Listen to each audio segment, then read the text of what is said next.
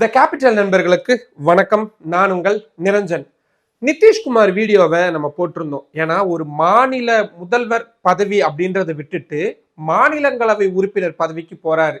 அவருக்கு மத்திய அமைச்சர் பதவியே கொடுத்தாலும் கூட அது மாநில முதல்வருடைய அந்தஸ்துக்கு ஈக்குவலானதான்னு கேட்டா நிச்சயமா கிடையாது. ஏன்னா ஒரு மாநிலத்தையே கட்டி ஆளக்கூடிய அந்த மாநில முதல்வர் பதவி அப்படின்றது ரொம்ப ரொம்ப முக்கியமான விஷயம். அப்கோர்ஸ் இந்தியாவில் இருக்கக்கூடிய எல்லா அரசியல் கட்சி தலைவர்களுமே அந்த மாநில முதல்வர் அப்படின்றது தான் இலக்கா வச்சிருப்பாங்க. ஆனா அங்க இருந்து கொஞ்சம் கீழே இறங்கி வந்திருக்கிறாரு நிதிஷ்குமார். அதே மாதிரி இதே நிலைமை தான் எடப்பாடி பழனிசாமி அவர்களுக்கும் ஏற்படுறதுக்கான வாய்ப்பு இருக்கு அப்படின்ற விஷயத்த நேற்றைய வீடியோல சொன்னதோடு மட்டும் இல்லாம நீங்க நிறைய பேர் இந்த எடப்பாடி பழனிசாமிக்கு என்ன ஆகும் அப்படின்றது சம்பந்தமான விஷயங்களை தெரிஞ்சுக்கணும் அப்படின்னா உங்களுடைய கமெண்ட்ஸை சொல்லுங்க அப்படின்றத நிறைய பேர் நல்ல நல்ல கமெண்ட்ஸ்லாம் சொல்லியிருந்தீங்க. பார்ட் 2 கொடுங்க, கண்டிப்பா பார்க்குறோம் அப்படின்னு இருந்தீங்க. ஸோ அதனால தான் இந்த வீடியோவை நான் இன்னைக்கு உருவாக்கி இருக்கிறேன். அதுக்கு முன்னாடி நம்ம சேனல் இன்னும் நிறைய பேர் சப்ஸ்கிரைப் பண்ணாமல் பார்த்துக்கிட்டு இருக்கீங்க. உங்களுக்கே தெரியும், உங்களுடைய ஆதரவை நம்பி மட்டும்தான் டெல்லியிலிருந்து இயங்கக்கூடிய முதல் தமிழ் யூடியூப் சேனலை அதை நடத்திட்டு இருக்கேன். இப்போ இந்த மாதிரியான ரொம்ப ரொம்ப முக்கியமான இன்ஃபர்மேஷன்ஸ் உங்களுக்கு உடனுக்குடன் வந்து சேரணும் அப்படின்னா நம்ம சேனலை சப்ஸ்கிரைப் பண்ணிக்கோங்க. வாங்க இப்போ வீடியோக்குள்ள போகலாம். பாரதிய ஜனதா கட்சியை பொறுத்த வரைக்கும் அவங்க கூட கூட்டணி எந்த கட்சியெல்லாம் வைக்கிறாங்களோ கொஞ்சம் கூட மனசாட்சியே பார்க்காம அந்த கூட்டணி கட்சிகளை அடிச்சு காலி பண்ணக்கூடிய வேலைகளை காலங்காலமா செஞ்சுக்கிட்டு இருக்காங்க. அதுல தான் இப்போ நிதிஷ்குமாருடைய ஐக்கிய ஜனதா தளம் கட்சி அப்படின்றதும் சேர்ந்திருக்கு. ஆனா இது ஐக்கிய ஜனதா தளத்தோட நிக்க போறது கிடையாது. நிச்சயமா ஏடிஎம்கேவுக்கும் வரப்போகுது. ஏன் நான் இதை உறுதியா சொல்றேன் அப்படின்னா, நீங்க சமீப நாட்களா எடப்பாடி பழனிசாமி அவர்களை பாரதிய ஜனதா கட்சி அணுகக்கூடிய விதத்தை நீங்க நல்லா பாருங்களேன். ஒரு காலத்துல அதிமுக கூட பாஜக கூட்டணி வைக்குது, இல்ல சம்பந்தமான ஏதாவது பேசணும், தொகுதி பங்கீடுகள் சம்பந்தமான விஷயங்கள்லாம் பேசணும் அப்படின்னா பாஜகவுடைய மூத்த தலைவர்கள் சென்னைக்கு வருவாங்க. ஜெயலலிதா அவர்களை பார்க்கறதுக்காக மணிக்கணக்கில் நாள் கணக்கில் காத்திருப்பாங்க. என்னுடைய நினைவு சரியா இருக்குதுன்னா பியூஷ் கோயல் நினைக்கிறேன், அவரு ஜெயலலிதா அவர்கள் இருந்தப்போ அதிமுக கூட்டணி சம்பந்தமா பேச வந்தப்போ அவர் ஓப்பனாவே ஒரு ஸ்டேட்மெண்ட் கொடுத்திருந்தார். ஒரு மாநில சீஃப் மினிஸ்டர், ஒரு மத்திய அமைச்சர்ன்ற முறையில நான் பார்க்கறதுக்காக 2 நாளா காத்து கிடக்கிறேன், ஆனா எனக்கான அப்பாயின்மெண்ட்டே கிடைக்கல அப்படின்னு சென்னை ஏர்போர்ட்ல வச்சு அவர் ஒரு விரக்தியோட சொல்லிட்டு போயிருந்தாரு. பிரைம் மினிஸ்டர் நரேந்திர மோடி தமிழ்நாட்டுக்கு வராருன்னா ஜெயலலிதா போய் ஏர்போர்ட்ல போய் பார்த்து ரிசீவ் பண்றதெல்லாம் சான்ஸே கிடையாது. பிரதமர் நரேந்திர மோடி ஜெயலலிதா வீட்டுக்கு வேணா போகலாம், அந்த மாதிரியான சிச்சுவேஷன் தான் இருந்தது. இத்தனைக்கும் இவங்க 2 பேரும் மிக நெருங்கிய நண்பர்களாகவும் இருந்தவங்க அப்படின்றது குறிப்பிடத்தக்க விஷயம். டெல்லியில ஜெயலலிதா அவர்கள் அரசு நிகழ்ச்சிக்காகலாம் வந்தப்போ நான் 2-3 இன்சிடென்ட்டை வந்து நான் கவர் பண்ணி இருந்திருக்கிறேன். அதுல ரொம்ப முக்கியமானது டெல்லியில நடந்த நித்தி ஆயோக் கூட்டம். அப்போ வந்து அது பிளானிங் கமிஷன் அப்படின்ற பெயர்ல இருந்துச்சு. அப்போ ஜெயலலிதா அவர்கள் பேசிக்கிட்டு இருக்கிறாங்க, பிரதமர் எல்லாருமே அந்த ஈவெண்ட்ல இருக்கிறாங்க. பேசிக்கிட்டு இருக்கிறப்போ ஜெயலலிதாவுடைய நேரம் முடிஞ்சிருச்சு அப்படின்னு சொல்லி பெல் அப்படின்றத தட்டி இருக்கிறாங்க. ஜெயலலிதா அவர்களுக்கு படு கோபம் அப்படின்றது ஏற்பட்டிருக்கு.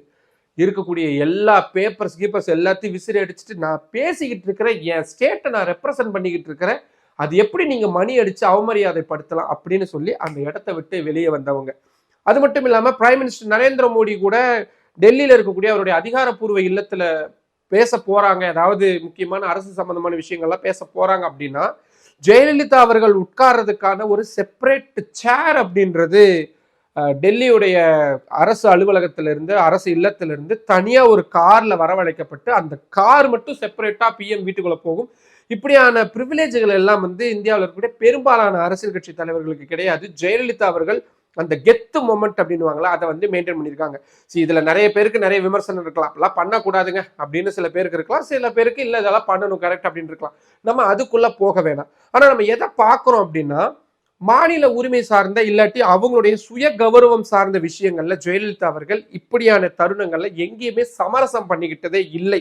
இது ஜெயலலிதா அவர்கள் மட்டும் இல்ல, இதுக்கு முன்னாடி இருந்த முதல்வர் கருணாநிதி ஆகட்டும், இப்ப இருக்கக்கூடிய மு.க. ஸ்டாலின் ஆகட்டும், எல்லாருமே அந்த லெகசி அப்படின்றத ஓரளவுக்கு கடைபிடிச்சிட்டு வராங்க அப்படின்றதுல மாற்று கருத்து இல்லை. ஆனா இப்ப நிலைமை எப்படி இருக்கு? அதிமுகவுடைய பொதுச் செயலாளராக இருக்கக்கூடிய எடப்பாடி பழனிசாமி எத்தனை தடவை டெல்லிக்கு வந்துட்டாரு, எவ்வளவு மணி நேரம் காத்திருக்கிறாரு.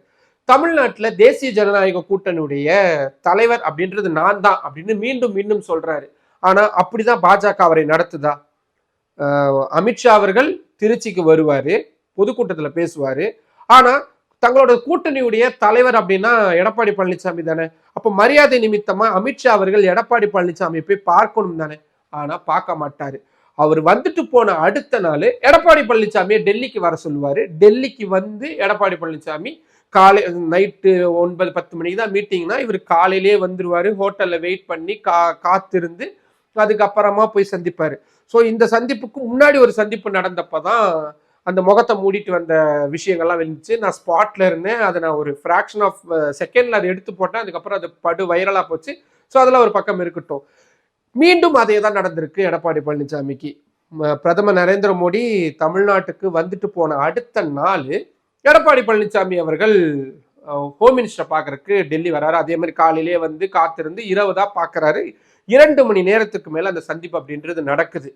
நான் அடுத்த நாள் ஏர்போர்ட்ல போறப்ப நான் கேட்கறேன், சார் நீங்க எப்பவுமே ஆட்களை நிறைய பேரை கூப்பிட்டு வருவீங்க, நீங்க ஏன் இந்த தடவை தனியா வந்தீங்கன்னு நான் பர்சனலா அவர்கிட்ட கொஸ்டின் கேட்கும் பொழுது அதுக்கு அவரு மழுப்பலான பதில் தான் சொன்னாரு.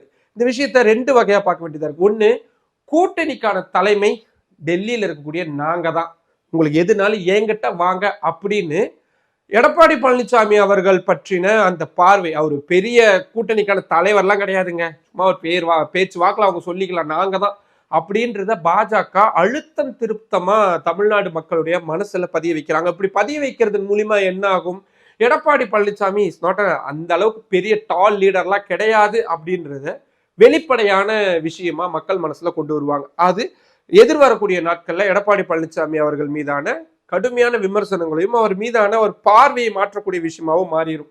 ஒண்ணு. 2வது, அவரு சமீப நாட்கள்ல வரும் பொழுது தன்னந்தனியா வராரு அப்படின்றத குறிப்பிட்டு பார்க்க வேண்டியதா இருக்கு. ஏன்னா அவர் முதல்ல டெல்லிக்கு வர தொடங்கினப்பெல்லாம் வந்து KP முனுசாமி இருப்பாரு, CV சண்முகம் இருப்பாரு, தம்பிதுரை இருப்பாரு, SP வேலுமணி, தங்கமணி இப்படின்னு பெரிய குரூப்பே இருப்பாங்க. அதுக்கப்புறமா தங்கமணியை கழட்டி விட்டுட்டு வேலுமணி அவர்கள், CV சண்முகம், தம்பிதுரை இப்படின்னு ஆட்களை கூப்பிட்டு வந்தாங்க. அதுக்கப்புறமா CV சண்முகம் இவங்க எல்லாமும் KP முனுசாமி இவங்களை எல்லாம் கழட்டி விட்டுட்டு தம்பிதுரையை மட்டும் கூப்பிட்டு வர்றது, அந்த மாதிரியான விஷயங்கள் பண்ணிட்டு இருந்தாங்க. இப்போ யாருமே இல்லாம அவர் மட்டுமே தன்னந்தனியா வந்திருக்காரு. 2 மணி நேரத்திற்கு மேல பேச்சுவார்த்தை அப்படின்றது நடந்திருக்கு. இன்னொரு பக்கம் SP வேலுமணி தொடர்ச்சியா டெல்லிக்கு வராரு, ஹோம் மினிஸ்டரை பார்க்கறாரு, பாஜகவுடைய மூத்த நிர்வாகிகளை பார்க்கறாரு. எடப்பாடி பழனிசாமி அவர்களுக்கு அந்த விஷயம் நிறைய நேரங்கள்ல தெரியறதே கிடையாது. ஏன், செங்கோட்டையன் அவர்கள் அதிமுகவில் இருந்தப்போ கூட அவரு அதிமுகல இருந்து போக போறாருன்னு எல்லாருக்குமே தெரிஞ்சு போச்சு. அப்படி இருக்கும் பொழுது அவரை கூப்பிட்டு பாஜக சில ஐடியாக்கள்லாம் கொடுத்துதான் அமைச்சிருக்காங்க. அது அப்கோர்ஸ் அவருமே அட்மிட் பண்ணியிருக்கிறாரு. அப்போ கட்சியுடைய அதிகாரமும் எடப்பாடி பழனிசாமி அவர்கள் கையில் இல்லாம போகக்கூடிய வேலைகளை பாஜக கச்சிதமா செஞ்சுட்டு இருக்காங்க. அப்கோர்ஸ் புரிஞ்சிருச்சா? இப்போ கூட்டணி சம்பந்தமான பேச்சுவார்த்தை, தொகுதி பங்கீடுகள் சம்பந்தமான பேச்சுவார்த்தைகள்ல எடப்பாடி பழனிசாமி தரப்பை யாருமே பெருசா கண்டுக்கிறதா இல்லை. அவங்க என்ன சொல்றாங்க, பிரதமர் நரேந்திர மோடி வந்துட்டு போனதுக்கு அப்புறம் தான் நாங்க கூட்டணி அப்படின்றத பேச்சுவார்த்தை அப்படின்றத நடத்துவோம் அப்படின்றத எடப்பாடி பழனிசாமி சொல்றாரு. எனக்கு என்ன புரியலன்னா, தமிழ்நாட்டில் கூட்டணிக்கான தலைமை அப்படின்றது அப்கோர்ஸ் ADMK தான். பிஜேபி அவங்கள ஒரு one of the alliance party, அவங்களுக்கு எப்போ வேணாலும் தந்துட போறாங்க. இப்போ தமிழ்நாட்டில் என்ன நடந்துட்டு இருக்கு, திமுக என்ன நடந்துட்டு இருக்கு, ராகுல் காந்தி வரல, சோனியா காந்தி வரல, பிரியங்கா காந்தி யாரும் வரல. அதுக்காக திமுக என்ன அவங்களுடைய தொகுதி பங்கீடுகள் பேச்சுவார்த்தையை நிறுத்தியா வச்சிருக்கிறாங்க. ஏன்னா அதிமுகவில் அந்த தொகுதி பங்கீடு பேச்சுவார்த்தை அப்படின்றது சென்னையில நடக்கல, ராயப்பேட்டையில நடக்கல, கிரீன்வே சாலையில நடக்கல, எல்லாமே டெல்லியில இருக்கக்கூடிய அமித்ஷா அவர்களுடைய வீட்டில தான் நடந்துகிட்டு இருக்கு. ஸோ கிட்டத்தட்ட கட்சியில எடப்பாடி பழனிசாமி அவர்களை ஒரு மாதிரி அவர் கிடையாது அப்படின்றத வெளிப்படையா சொல்லக்கூடிய வேலைகளை இறங்கி இருக்கிறாங்க.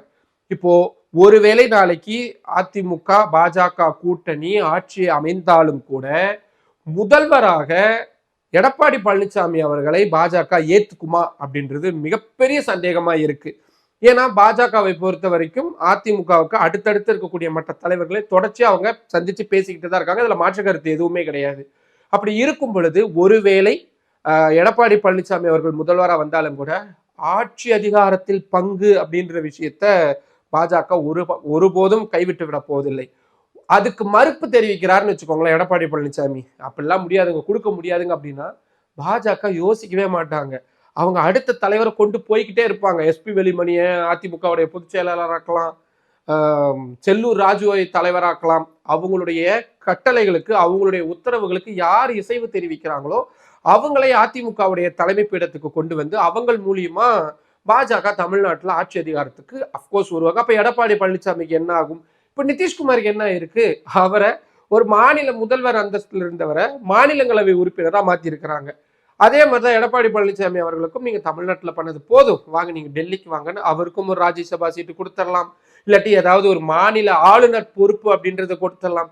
ஏங்க ஒரு மாநில முதல்வரா இருந்தவர் இப்படி எல்லாம் ஆளுநரா மாத்துவாங்களான்னா அப்படின்னா பாஜகவில் எதுவும் சாத்தியப்படக்கூடியதுதான். அப்படியான நிறைய உதாரணங்களை நம்ம சொல்ல முடியும். அவங்க சொந்த கட்சிக்காரங்களே எடுத்துக்கோங்களேன். மத்திய பிரதேசத்துல ஒரு நீண்ட ஒரு நாட்கள் அந்த மாநிலத்தை ஆட்சி செய்த ஒரு மாநில முதல்வரா சிவராஜ் சிங் சௌஹான் தான் இருந்தாரு. அவர் 4வது முறையாகவும் பதவியேற்றுட்டார்னா அந்த மாநிலத்தில் அவரை தாண்டி எதுவுமே இருக்காது அப்படின்றதுனால அப்கோர்ஸ் அவருக்கு இப்போ மத்திய அமைச்சர் பொறுப்பு, மத்திய விவசாயத்துறை அமைச்சர் பொறுப்பு அப்படின்றத கொடுத்துட்டாங்க. நீங்க இப்படியான உதாரணங்கள் ஏராளமான உதாரணங்களை சொல்லிட்டே போகலாம். ஸோ எடப்பாடி பழனிசாமி அவர்களுக்கு ஒரு மாநிலங்களவை உறுப்பினர் பதவி இல்லாட்டி ஒரு கவர்னர் பதவி அந்த மாதிரி எதையாவது ஒன்று கொடுத்து அவரை ஒதுங்க சொல்லிட்டு அதிமுகவை அவங்களுக்கு தோதா இருக்கக்கூடிய விஷயத்தை கொண்டு வந்து செஞ்சுக்கலாம். இப்ப பாஜக அதிமுக கூட்டணி எப்படியான கூட்டணி அமைஞ்சிருக்கு? அமமுக முழு முச்சூடா அவங்கள வந்து எதிர்க்கக்கூடியவங்களா இருந்தாங்க. ஏன் எடப்பாடி பழனிசாமி சேர்த்துக்கிட்டாரு? ஏன்னா பாஜக சொல்லிட்டாங்க, அதனால அவர் சேர்த்துக்கிட்டாங்க. பன்னீர்செல்வத்தை ஏன் சேர்த்துக்காம இருக்கிறாரு?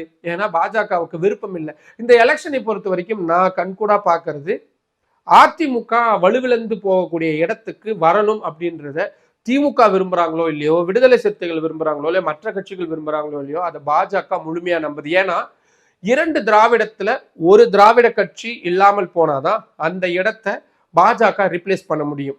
அப்பதான் திராவிடம் வர்சஸ் ஆரியம் அப்படின்ற அந்த இடத்துக்கு போட்டி வரும் பட்சத்துல அவங்களுடைய அரசியல் அப்படின்றது இங்க வேகமா வளரும் அப்படின்றத நம்புறாங்க. அப்கோர்ஸ் அதுக்காக ஏடிஎம்கேவை அவருடைய பலவீனத்தை எல்லாத்தையும் வெளியே கொண்டு வரக்கூடிய வேலைகளை கச்சிதமா செஞ்சுட்டு இருக்காங்க. அதுல எடப்பாடி பழனிசாமி அவர்களுக்கான ஒரு அந்த இடம் அப்படின்றது பாஜக நிர்ணயிக்கக்கூடிய இடமா தான் மாறி இருக்கு. அப்கோர்ஸ் இதெல்லாம் நடக்காம இருந்தா அவர் ஒருவேளை அந்த கூட்டணி ஜெயிக்கலாம் அப்படின்னா நிலைமை இன்னும் மோசமாயிரும். அதிமுகவை முழு முச்சூடா கபலீகரம் செய்யறதற்கு பாஜக தயாரா தான் இருப்பாங்க.